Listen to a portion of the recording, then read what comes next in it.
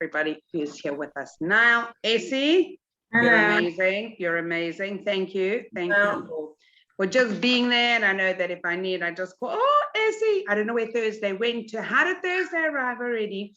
And after having been, you remember our first mother and daughter bat mitzvah program? Oh, yeah. Israel. So that's where we actually did one last week. Oh, wow. I think everybody thought that I was absolutely off. You know, my husband even sent me a message on Thursday. Do you know that it is a 3-day Yom Tov? And I was kind of like, okay, so it's 3-day Yom Tov. What's the difference? We're in there, it's Israel. Thursday, Essie, you would have gone crazy. We went to Kever Rachel, then to Shalva, and then we visited a Shemitah farm. And everybody has to actually get to this Shemitah farm as well, because not only was it a Shemitah farm, there was a working well that they actually repaired however many years ago. This couple had been keeping Shemitah. This is their 5th cycle, okay? And there's a working well, mamash, from the time of the first temple, of the Bais Rishon. And we were there, we saw it. It was just unbelievable. And then we still got to the Children's Museum, to the Blind Museum, and to the airport. And the longest wait anywhere and everywhere was literally at the airport. 2.5 hours we got in. If we ever came to London, we only got home at about 4:30. But there you go, Shabbos, Shavuos, and it was honestly very cool, Shalamas. It was amazing. Before Shalema to Shalamas, she has not feeling so well, so Mirz Hashem, but lots of refuahs and yeshuas for everybody. And in Mirz Hashem, we should really just all share simchas and be able to say that we will join together with our Beis HaMikdash very, very, very soon. So I have a lot of gratitude to Essie sending her a message and saying, Essie, okay, you want to do me a favor tonight? And yeah, sure. So she's always got something up her sleeve. Last week when I got a call from somebody in Eretz Yisrael, I was in Eretz Yisrael and she called me from London. I said, you know what? If you want somebody that they're able to and happy to help and do a favor, there's no big deal in the cover there. You can phone and see if she can help, and Baruch Hashem. So there you go. So thank you. And we look forward to hearing and sharing with you. I'm going to disappear for 1 minute to turn off my machine so we can be mafresh at the end of share. But in the meantime, we're looking very forward, and thank you for being with us, everybody. Okay. To be honest, I really have to admit this. I didn't really have much time to prepare. So apologies, everyone. I think actually I hope it's not going to be too bitty. We can say that what we do is that we anyway all learn together, and that's the beauty of what I love about everybody who comes and joins us, who takes it afterwards, who listens, who's there. So, you know, that's what we're here for, to learn and grow together. Okay, so I chose a topic which I thought would just be quite easy to put together, but when I started looking at the material, it's just so vast. I don't know what I was thinking. Let's hope I can do it some justice. So we looked at creation, the Exodus, and me, as in each and every one of us, our in this life, what we're here for, and how we move forward every day. So I want to go to the beginning of creation. It will sound a little bit Kabbalistic. I don't know Kabbalah Bichlal, and don't take it the wrong way. But in order to understand deep, the depth of Torah, we need to look at the inside sometimes to understand it deeply. So before Hashem created the world, there was something that is described as there were 10 midot, which are the 10 sfirot, which are, so to speak, the way of the shefa, the bounty that Hashem gives us in this world, come through these 10 midot. And it said that before Hashem created the world, actually it's said on the 17th of Tammuz, the midot stood against Hashem, so to speak, and and one by one wanted their own entity separate from each other, separate to Hashem.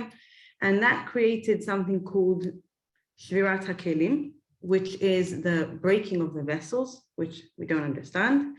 And when the world was created on Rosh Hashanah, after that, or well, before on the Kaf Hey and finished, Adam HaRishon was created on Rosh Hashanah, then the world is now called Olam HaTikun, the world of amending, fixing, which is the world which Adam HaRishon came into.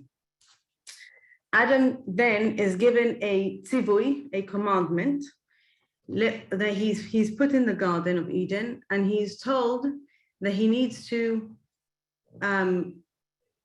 le'ovda u'leshomra, to work it and to guard it. And the Sfarim tell us that he had to do that until Shabbos. And had he managed to do that until Shabbos, by Shabbos, the world would come to its full tikkun, and that would be the world, an ideal state. However, as we know, that is not what happened. Now, before, when Adam was created, it says that he came into the world. There is a candle above his head, and he can see from one end of the world to the other. Which literally means he had this luminous experience. The light that he had was the eternal light that he saw from the beginning of days till the end of days. He saw everything that there will be. Adam is compared to a fetus. Each and every one of us before we're born, we are in our mother's womb, and it says when a baby is in its mother's womb, Ner dolek al rosho, a candle is lit above its head. Vehu tzofeh misof ha'olam ve'ad sofo. The same word that is used about Adam HaRishon, and it continues. It says, ve'ein lecha yamim, and you don't have days. Shehu sharui betova, that he is existing is in goodness like those days. So this is a comparison to Adam HaRishon, to Adam and Eve before the sin. So we know that before the sin, Adam and Eve, Adam and Chava, lived in a experience of neshama, in a body, and the body was not a separate entity to the neshama as we have it today. And the Yetzer Hara appeared to them as a serpent, embodied. The serpent was an embodiment of the Yetzer Hara. So what happened there? Adam came, the Yetzer Hara, by the Nachash, appeared to Chava and said to Chava, you know, you to eat from the tree. He convinced her to eat from the tree using different tactics. He then got, obviously, then Chava convinced Adam to eat because she didn't want to be stuck on her own. And the whole experience of the sin is very, very, very much our experience on a day-to-day basis. So what goes on is that the Yetzer Hara said to Chava, you will be like God if you eat from the tree. Vehayitem ke Elokim, and he brought in the concept of imagination into the experience. Imagination is not reality; it's fake. It's not real. It's Ke Elokim, you'll be like God. And he made her think that it could be a different experience to which you're in. The cheshbon, the calculation that they made, obviously we can't understand it. It's way beyond our capacity of understanding, because remembering that Adam was not actually a being like us. We look at ourselves, we see a person, and they say that the eyes are the mirror of the soul. Through the eyes, you can kind of get a glimpse into the soul. But really, we're seeing the flesh and blood, which is the experience of ourselves post-sin. Before the sin, they were luminous and transparent. And after the sin, they're now covered in skin, which hides the inside, and they're no longer what they used to be. More than that, as Sfarim of Kabbalah tell us that after the sin, Adam shrunk. He shrunk to a much smaller person. Before that, his head was up in Shamayim, and after the sin, he shrunk. And as he shrunk, his neshama, the neshama that was so great, kind of spread all the sparks all over the world, which is now we were all part of Adam's soul. We were all part of that sin, which is why when Job, who had a very hard life, said to Hashem, why am I suffering so? Hashem said to him, Eifor hayita beyosdi aretz. Where were you at the beginning of days? In other words, where were you within Adam? Because if you would know where you are within Adam, then you would understand your tafkid. So each and every one of us had a tafkid, which is our tikkun, what we need to fix. And it could be lots of things, not just one thing. And that which we need to fix will be dependent on the part that we were in Adam before the sin. So, as we know, also the body parts are kind of correspond to different midot, right? Chesed, Gevurah, Tiferes, Netzach, Chod, Yesod, Malchut. You have and then in the mind you have the Chochmah Bin Adat, which we're not going there yet. So, where depending on where you were within Adam, that which you damaged within the sin, that is what you need to fix today, and that is what you're here for, which means that you are extremely unique in what you need to fix, and no neshama, no person can amend that which another person did, right? It's unique to each and every one of us, and for that specific reason, you came into existence in this day and age, in your life. Rav Shimshon Raphael Hirsch says that you came into this era, this era, this time, this family, your exact life circumstances based on the tikkun that your neshama needs to do, and nobody can do that. Which is why just in the previous Sedra that we read in Bamidbar, it said that Hashem says to Moshe to count Bnei Israel. Every single person in Bnei Israel needs to be counted. Why? Because the Torah cannot be given unless every single one of us is counted. When we come to the Shavuot experience of receiving the Torah, you can't do it with a vessel which is not complete. And each and every one of us is what's going to make this vessel complete.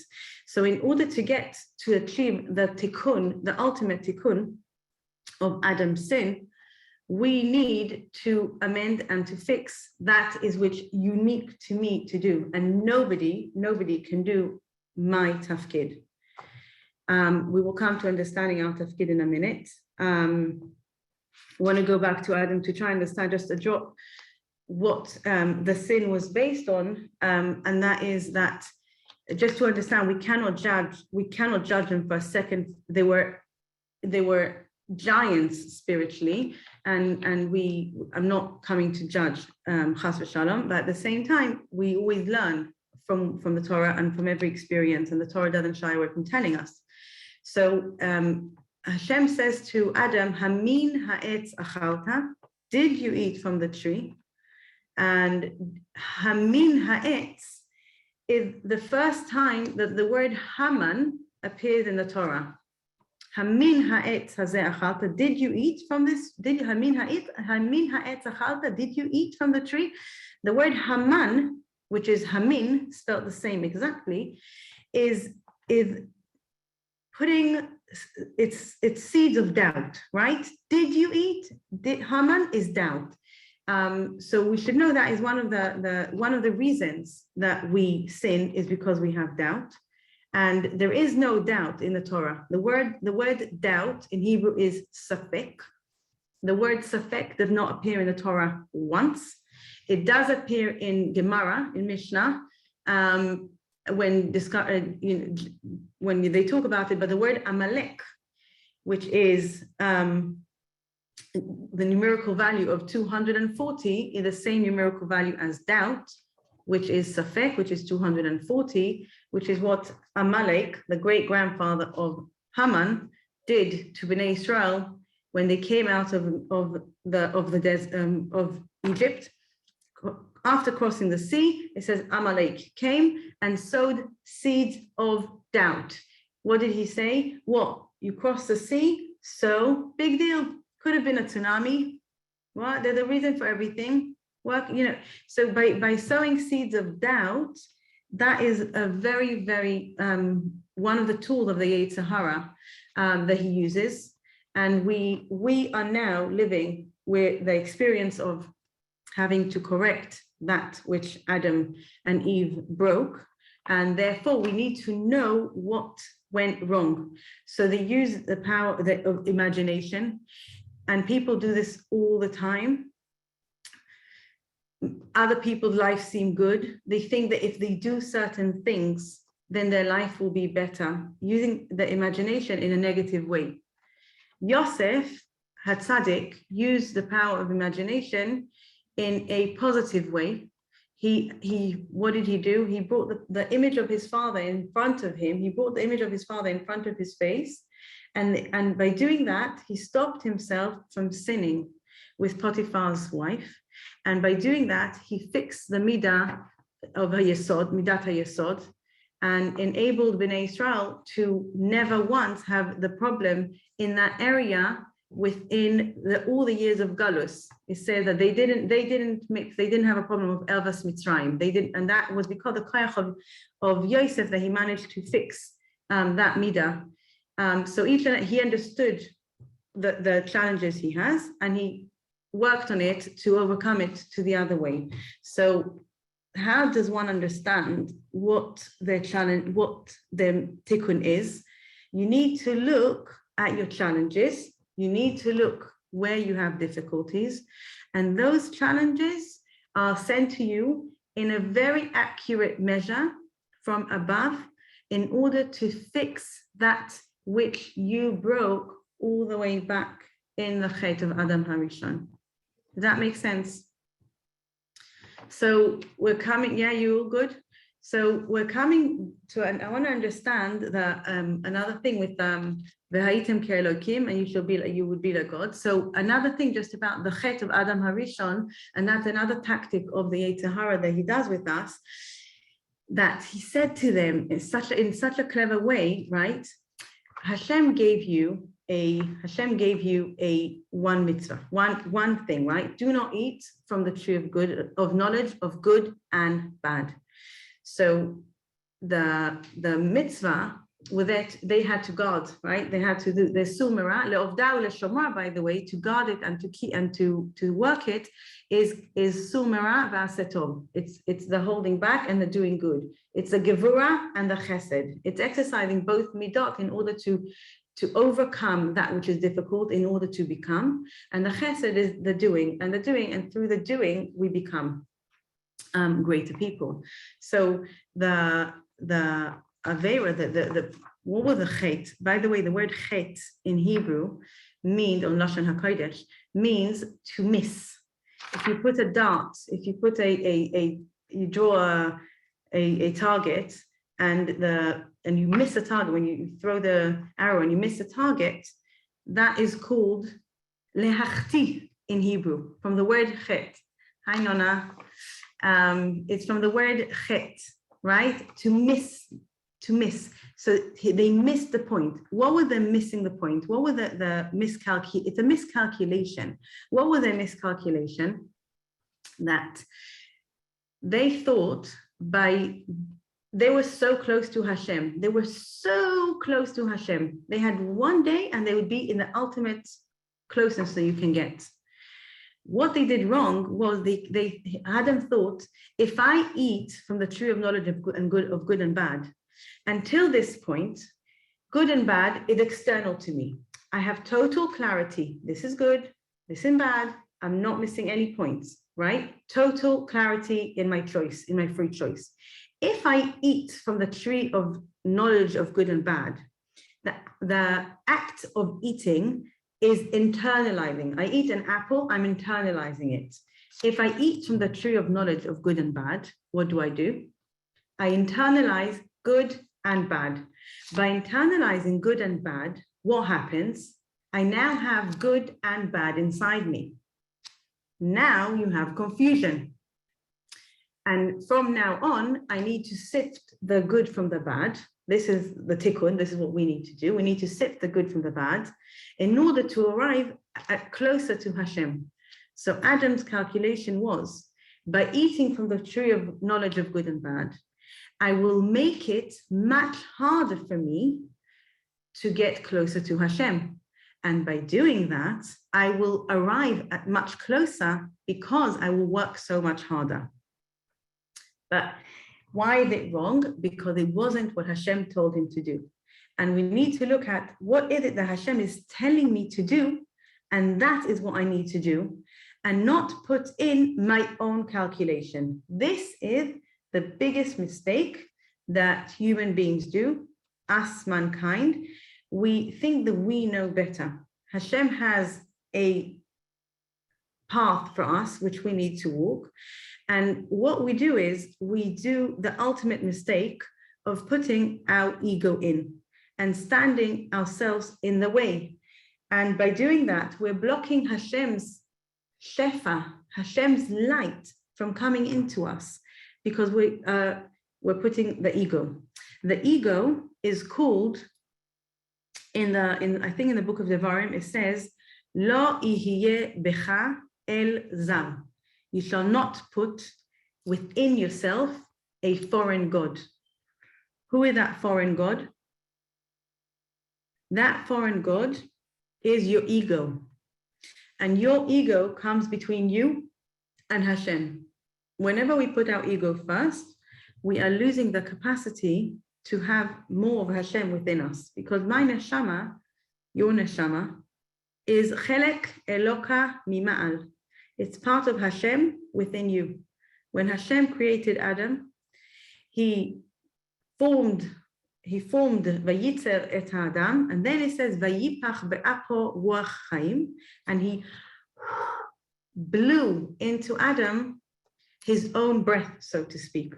So the breath that I have, my ruach, my life, is Hashem's breath, right? If I put my own self instead of that, then I am sending Hashem away out the picture, and I'm blocking Hashem from coming into me. So I'm blocking also all the different channels of bounty, of shefa that should come my way. So when we are saying that he ate from the tree of knowledge of good and bad, we have the concept of da'at. What is da'at? Da'at is a form of knowledge. Da'at is also the mind. It's the very essence of person. Da'at is referred to many times as yediyah, right, as knowledge, and also chibur, of closeness, of coming close to Hashem or coming close to a person. Vayeda ha'adam es, when a person knows his wife, it's a form of closeness, and da'at is that knowledge that allows us to have closeness with Hashem. When somebody loses his mind, he loses his da'at. Right? He loses it very much. Now it says that as a result of the sin of Adam and Chava, the world came into a new existence, an existence of Teva. Hateva is nature, the nature, and Hateva is the same numerical value as Elokim, Hashem. So when Hashem created the world, also bara olam, ha'olam, the world, is the same exact letters as he'elim, hiddenness. So Hashem took himself and hid himself in nature. If you look at any inanimate object under a microscope, and you enlarge, you'll eventually see the moving particles, because there's movement in everything. There is soul in everything. So when Hashem put the world into Hateva, he created cycles in Teva. there's a cycle of the four, well, not so much in England. In England, we have rain every day, but there is the four the cycle of summer, spring, winter, and help me. Summer, spring, autumn, and winter. Thank you. Seasons. Autumn, seasons. That's what I was looking for. Summer, winter, autumn, spring, season. Thank you. So we have that in the world, and the world actually goes into there's morning and there's night. There's richa, there's shkia, sunrise and sunset. The world has a cycle that it follows all the time, and that is a koach hateva, right? It says ha'adam olam katan. The man is a small world. And Rav Zamir Cohen brings in his book Hatzofen, the Code, very beautifully, loads of examples how man is a small world. Just on a physical level, you have the fact that we have water running through our body, you have cold water running, you have cold fluids and warm fluids running through our body, just like in the world. We have cavities, we have places which have to be hollow, like caves, and we have places that have to be full. We have places that have hairs on them, like forests. We have places that don't have hairs on them. We have the spring, right? He said the ayin is Hebrew. The word ayin is spring. Ma'ayan is ayin. Ein gedi, ayin, right? Is a spring that it brings out water. So we have it's actually phenomenal to see it. But besides the fact that the world has the four elements, we're created from the four elements, right? So on a physical level, we're compared to the world. We're also compared to the world on a spiritual level, and also where's it going?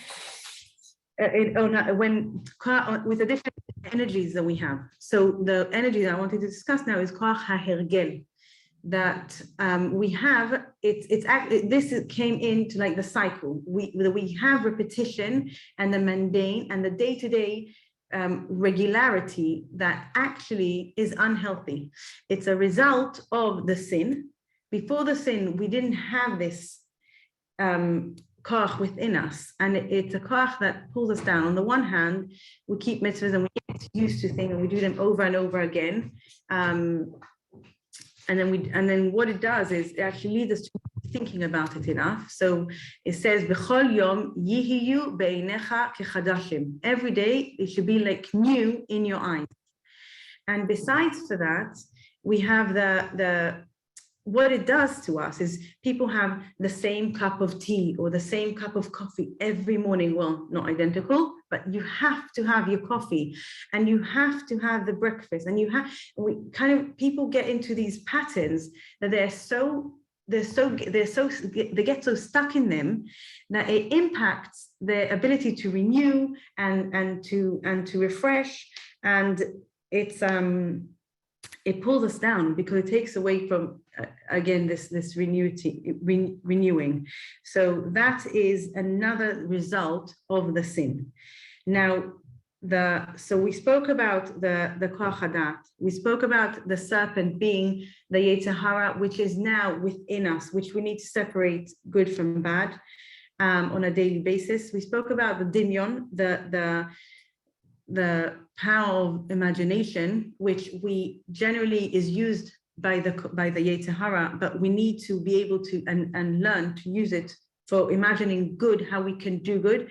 A very good example for that is Aaron Margalit from the book As Long as I Live, which if any of you have not read, it's an absolute must. Rav Chaim Kanievsky said that it's a Musa Sefer and it must be learned.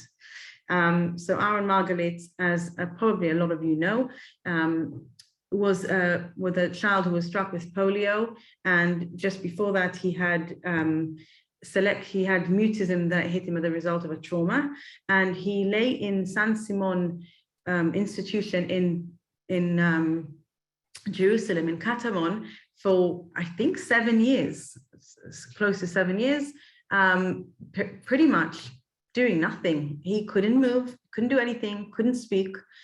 and his family was very far away, and they couldn't visit him. His mother visited him once a week, a child who is just not a good experience. And he used to lie down on Shabbos. He describes how on Shabbos people used to come visit. His family were religious and lived very far away, and in those days transportation was horrific, and he didn't have any visitors. And the people who used to come visit the other sick children were not religious, and they used to speak really not nicely about him. So he would take his blanket and put it over his head, and he called those Shabboses Shabbat Smicha, right? He used to say, I had a Shabbat Smicha, a blanket over my head. I don't see anyone, I don't know anyone, I'm not affected by anyone. But actually, he describes how he took those Shabboses and he used to imagine himself a mute child who cannot walk. He used to imagine himself going up to the podium and being a public speaker. And he then later on said the Shabbat Smicha was Shabbat Smicha, Shabbat of growth. And it's an incredible, and what did he do? He used to literally just imagine himself over and over again, speaking in public and delivering lectures. And the power of imagination is very, very powerful. We need to learn to use it. So there are two kochot, there are two energies in the world. There is koach ha'achdut, the energy of achdus, of unity, and there is koach hanifradut, the opposite of unity, of separation.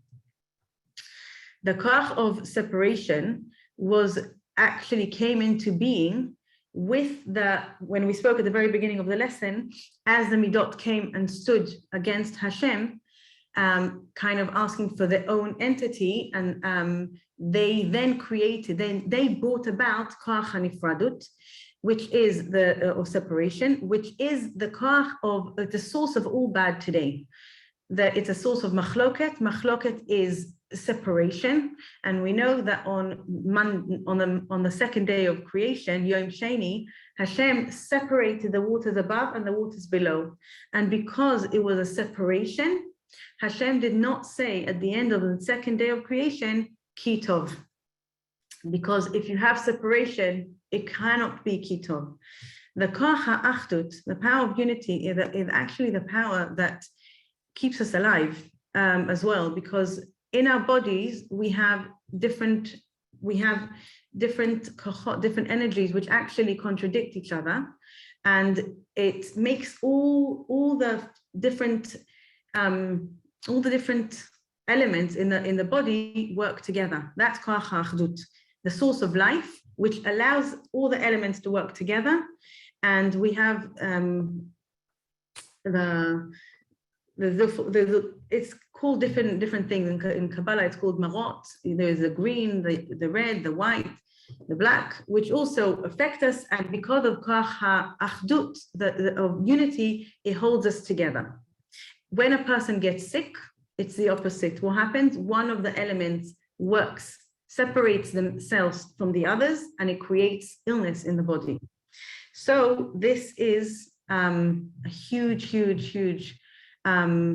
thing that we need to know for our existence, because if we have koach ha'achdut, if we have unity that holds Am Yisrael together, that will bring about the geula hashlema. That will bring about the tikkun, which we all need to do. So if a person wants to fix the world, how do you do that? If we are a small world, tikkun olam, to amend the world, is we need to amend myself. I need to fix myself.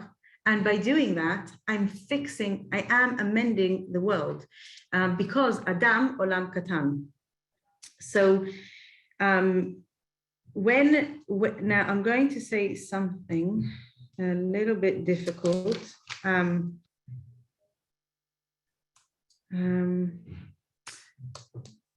So when Hashem created the world, there was in order to create the world, he says, Borei olamot umachrivan. Borei olamot umachrivan. He created world and he destroyed them. He created world and he destroyed them. The world couldn't stand because of the incredible light of Hashem, which was too strong for anything to hold, anything to exist. So eventually what Hashem did is he created something called tzimtzum, retracting, which is, we cannot understand this, but Hashem kind of took his endless light and drew it away a bit. And by doing that, created a vacuum. And into this vacuum, the world came into being. Without the vacuum, we couldn't be. Because we are a small world, right? We also have that vacuum. By the way, this vacuum is the source of all, according to Torah, of all anxiety in the world. So when a person is born, he is born into this existence of where am I? What? It's very, very scary. It's shifting from a place of the light was on my head. I saw the whole world from beginning to end. I knew the whole Torah, but he knew the whole Torah in an experience of only spirituality without the experience of body. Now he learned the whole Torah how it should be without the experience of being in this world. Then we're thrown into this world, and we then have to. So we have the experience of anxiety, or separation anxiety, that to start off with, and anxiety as well from the halal, from the vacuum, as David HaMelech calls in Tehillim, libi halal bekirbi. My heart is like a vacuum inside me, right? And here I come to our tafkid, our world, through the concept as well of Yetzias Mitzrayim. So each and every one of our forefathers understood their tafkid based on the midah, which was their strength, and they exercised it all the way until they arrived at the tikkun of that midah. And Avram Avinu was mitaken midas hachesed, which is why, by the way, he was Gevurah in the opposite of Chesed, which is why Avraham Avinu, his hardest nisayon, was in Midas HaGevurah, which was the opposite of Midas HaChesed. And once he showed that he could overcome Midas HaGevurah, which is the opposite of Chesed, he arrived at his Tachlis. Then you had Yitzchak Gevurah, Yaakov Tiferet. I'm not going to go into all the midos now, just Moshe was Netzach, right? Aaron Hod, Yosef Yesod, and David HaMelech Malchus. What I want to say about them, about all these seven, and that is, okay, so Abraham had the experience of Brit Ben Habtarim, the covenant that he made with Hashem. And in that covenant, Hashem told him that he will bring his children into Galus in Mitzrayim, and they will then they will suffer. And starting from that point, which is 400 years until coming out of Mitzrayim. The actual Mitzrayim time was 210 years, and the actual Galus time, the actual, I call it the Shoah time, was 86 years. However, there was 400 years from the time of Abraham till the Exodus. And Abraham didn't daven. He didn't daven for his children not to go through Galus Mitzrayim, which is something that puzzles. You know, you're the ultimate chesed. Ultimate chesed. You davened for Lot, for his people who were horrible people, who were causing such destruction and bringing such wickedness into the world. He davened for Sodom, save them, and you don't daven for your own children. Why did he not daven for them?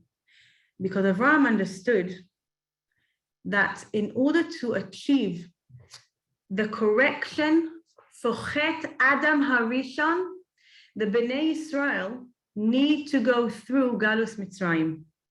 Galus Mitzrayim will be the tikkun for Chet Adam Harishon. They're very, very connected, and they had to. But it's a message. It's such a learning curve for each and every one of us, because we each have our difficulties. We each go through our challenges. And Rav David Bloch, was it Yitzchak Bloch or Bloch? Rosh Yeshiva says that he pities, listen to this, he pities a person that doesn't go through challenges and that doesn't have hardships in his life. Because if you don't have challenges and if you don't have hardships, then you cannot arrive, you cannot achieve who you can be.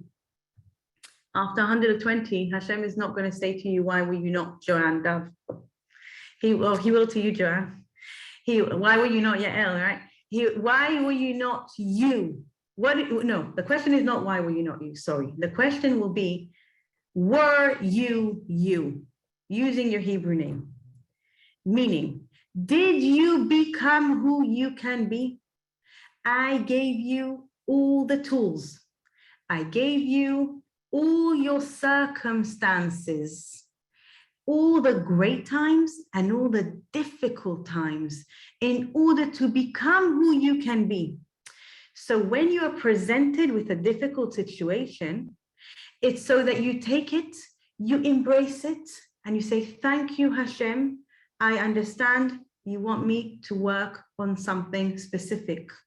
And now I'm going to work at this. More often than not, it's working on our ego, and it's being, the word in Hebrew is machnia, being submissive to Hashem, putting my ego down from Hashem Ratzon. It's my Ratzon, it's my wish against Hashem wish. I wish my life would be A, B, C, X, Y, Z.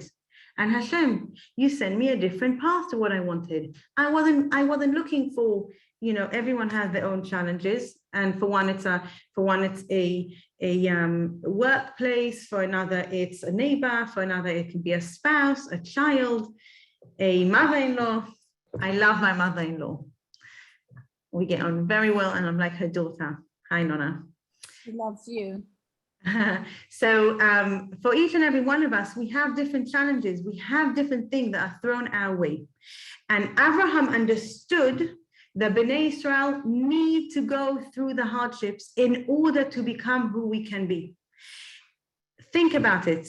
If Yosef wouldn't have gone, all the others, but if Yosef wouldn't have gone to the challenges he went through, we wouldn't have had the whole experience of Mitzrayim. They wouldn't have been able to come out of Mitzrayim because they wouldn't cope with the amount of tumah that were there. He is the one who enabled them to stand against the tumah there.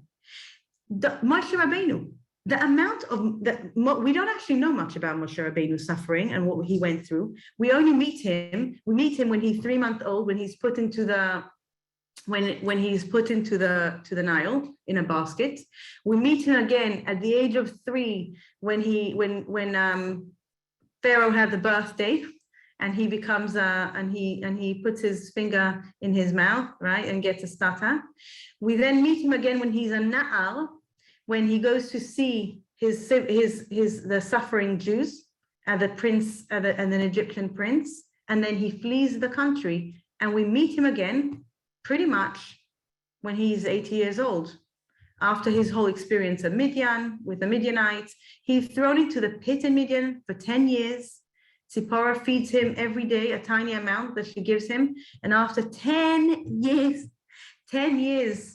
in a pit, she says to her father, I wonder what happened to that Egyptian man. Should we go have a look at him?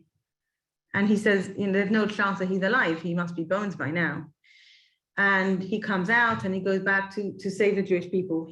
Yosef, when Yosef was in jail, right, in the dungeons, he is described as an ish matzliach, a successful man.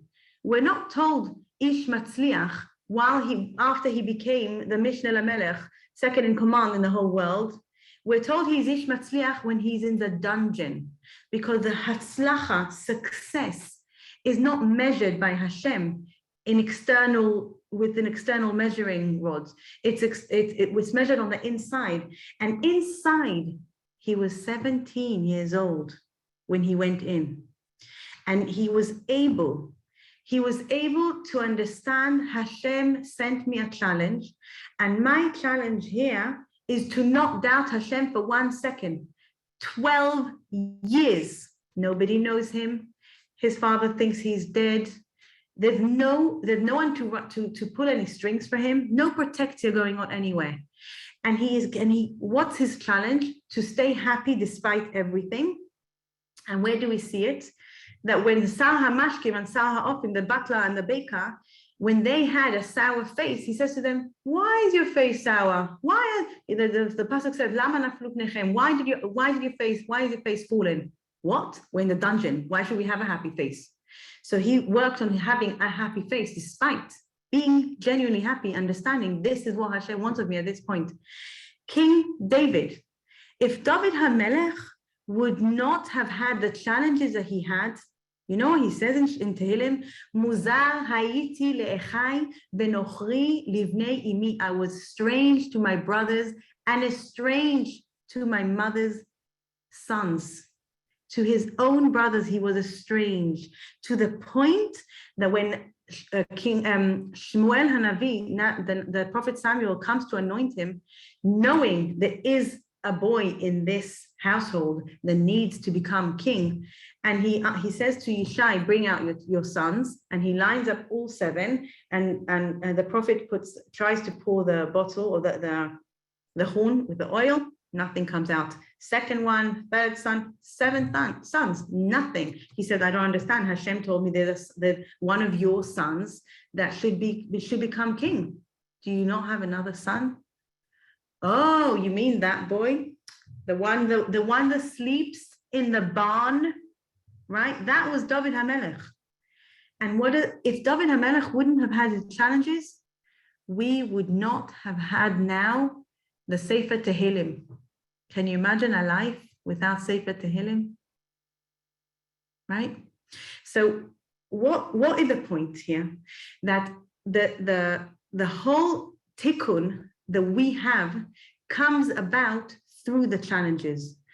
Those of Bnei Israel that managed to get that came out of Mitzrayim and went through the process of jumping into the sea, which every single one of us needs to do on a personal level in our lives. And then they managed to get to Matan Torah, which were the ultimate tikkun. They arrived at the tikkun at that moment. How do we know that Matan Torah was the ultimate tikkun? Because what happened? Hashem showed himself in the full light that they couldn't take, right? And they all died. They all went back. They all flew back dying, right? And the existence and Matan Torah was exactly the same existence as before the sin. What happened before the sin? Adam saw, it says, the Chava saw the fruit, ki ta'avahu la'einayim. It was what you usually say for taste, right? That it would be tasty to the mouth. It would be tasty to the eyes. It doesn't make sense, does it? Except that before the sin, they lived in an experience of above our senses. The way, you know how when we dream, you can feel, you can see and hear, but all in the mind. The experience of dreaming is a little bit, it's like a parable to the experience that Adam and Chava had before the sin, because they lived above senses. We only came into experience of senses as we came into the ma'arechet of teva, into the experience of nature. Before that, we were above senses. And when Bnei Israel stood at the foot of Sinai, what did they say? They saw the sounds, they saw they saw the sounds. How do you see a sound? Because they came to the level of experience of above the senses, just like Adam and Chava before the sin. But we do see that only 20% came out of Mitzrayim. 80% didn't manage. 80% didn't manage to see that the experience is there in order to make them to become who we can be. And it says, Chayav Adam liros etzatzmoi keilu hu yatsa miMitzrayim. Every year, b'chol shana v'shana, every year and year, a person has to see themselves as if they themselves came out of Mitzrayim. This is the onus. This is what we need to do. Every year, we go through the cycle of the year, and we go through the cycle within ourselves. And we experience all these different things that Adam went through, the Mitzrayim went through in our own lives. What I'm telling you now is not mine. It's a Kabbalistic idea. It's called Ashan, Olam shana, nefesh. The nefesh of a person, every person goes through this experience every year, and so does the world. The world, olam, shana, nefesh. We all go through, the world goes through it, and we go through it every year.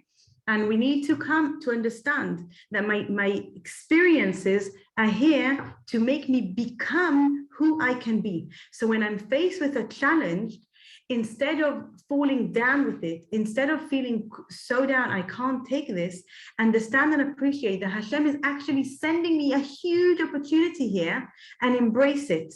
And say, Hashem, thank you for this challenge. Yes, it's difficult, but I'm going to work my way through it because I want to achieve a closeness with you, Hashem. I want to become greater and better. I want to do tikkun olam. Okay. Questions? Yes. Now we've got to do the work. Remind ourselves to continue to do the work. That is definitely for sure. I'm going to any questions from anybody.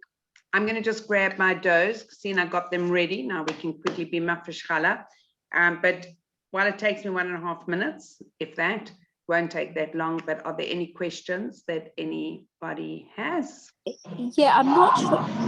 I'm not sure if I'm putting it correctly, but are you trying to say then the more challenges we have, the closer we'll get to Hashem by completing them? Yes, I am. Look at David HaMelech's life. I don't know anyone that had a life as hard as David. He had it all. Look at his experience. He lost more than one child. He was betrayed by his closest to him. He was challenged by his own son, tried to kill him. I mean, you can't, he was estranged from his parents weren't kind to him, his siblings, he had nothing. He had nothing of, he only, the way he found, so how do you say, solace with Hashem. He says, Shivti bebeit Hashem kol yemei chayai, only, and he says, the only way I can be is because I feel close to Hashem. And he arrived, he achieved Midas HaMalchus, which is the Midah HaMekabelet from Hashem. He could only become who he was because of the challenges he had. If you have no challenges, then what propels you to grow? How do you achieve new closeness with Hashem? So if you understand that you have a challenge and I want to grow from this, I want to become from this, and you do, you put your ego down and you say, Hashem, I'm putting myself down, I'm accepting your ratzon. I'll give you a small a short personal story to understand this. My mother had a stroke over 6.5 years ago. And before the stroke, she was fully capable of absolutely everything. She was actually on her way back from work on public transport when it happened. And after the stroke, she became depressed, as it's a natural cause. It naturally happens after a stroke because of the chemical changes in the brain.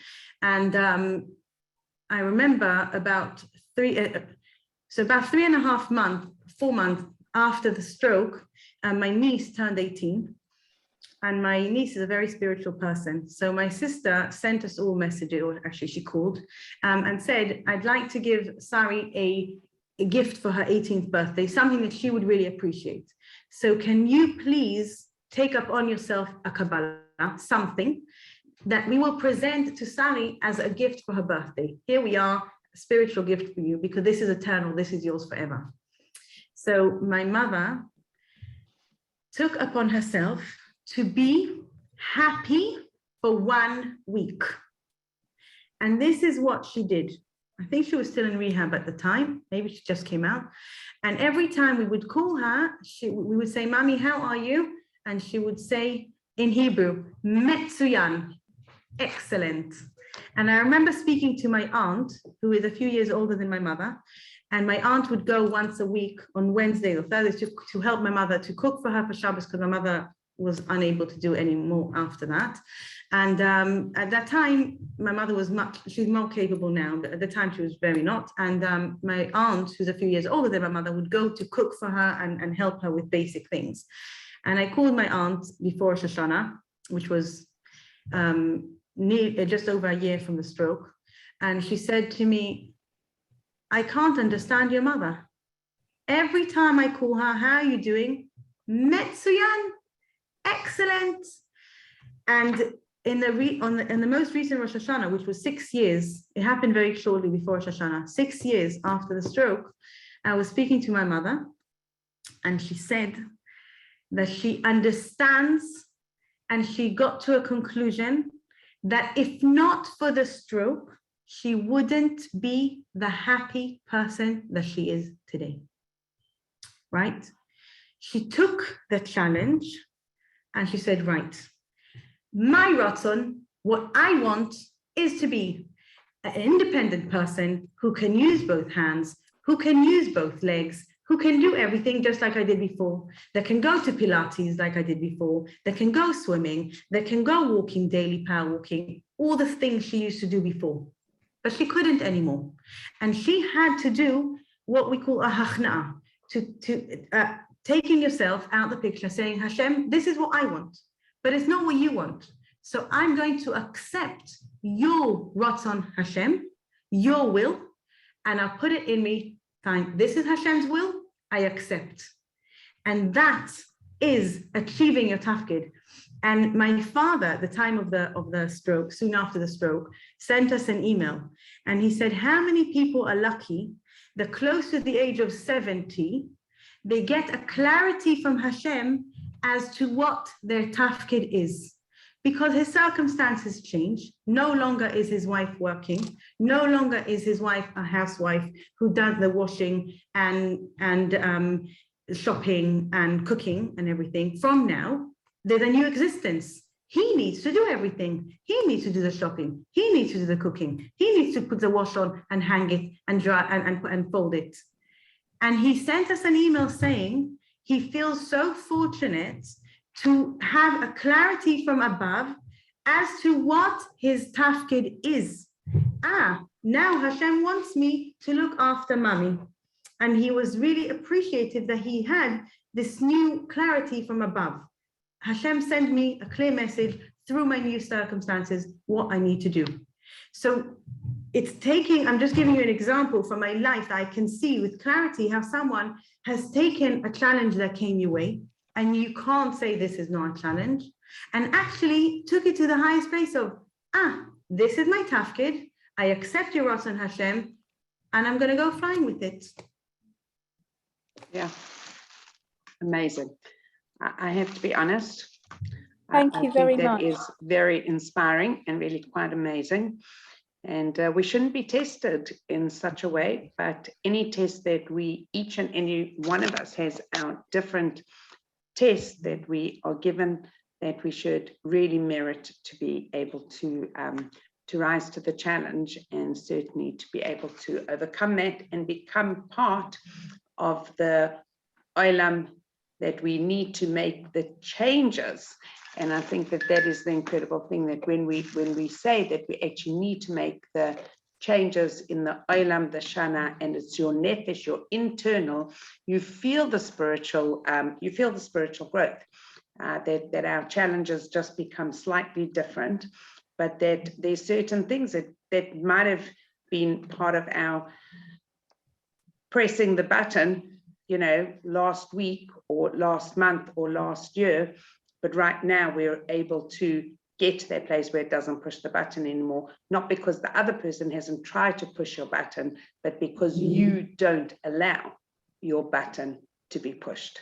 And we should really all merit that. And Essie, thank you for sharing that.